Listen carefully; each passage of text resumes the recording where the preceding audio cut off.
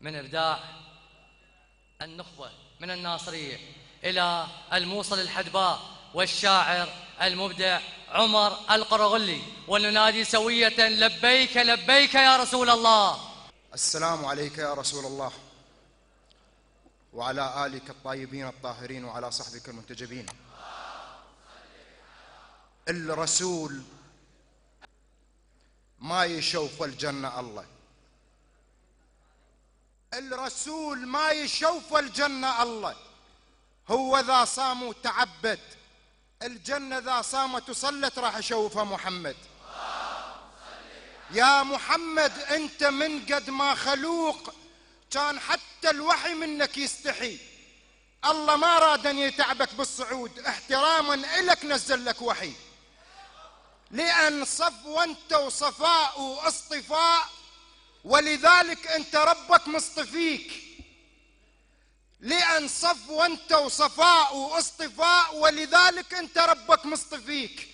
انا مذهول بعظمتك يا رسول، انا يا ما فكرت يا ما نبيك. احنا كنا نصلي لله العظيم وانت الله بعظمته يصلي عليك. لأن صفوة انت وصفاء واصطفاء، ولذلك انت ربك مصطفيك.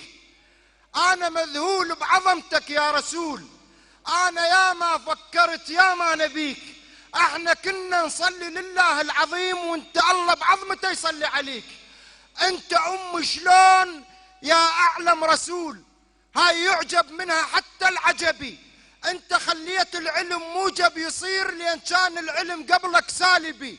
انت عمرك ابد ما قارب كتاب، بيك كانت هي تقرا الكتبي. يفترض في فكر كل انحناء، وانه فكر العلم قائم صائبي. العلم كان بوقتك احدب منحني، وانت باميتك عدلت الاحدبي. ارد اقول لا الى كل من يقول، الى كل من قال امي على النبي. امي قالوا عنك وعندي اعتراض، انت مو بس امي بل امي وابي. يا محمد انت بس المنعصم، العصمة عند الرسل كلهم معدمة. كل رسول اللي يجي يخطئ ويصيب، وانت حتى الخطأ عندك مرحمة.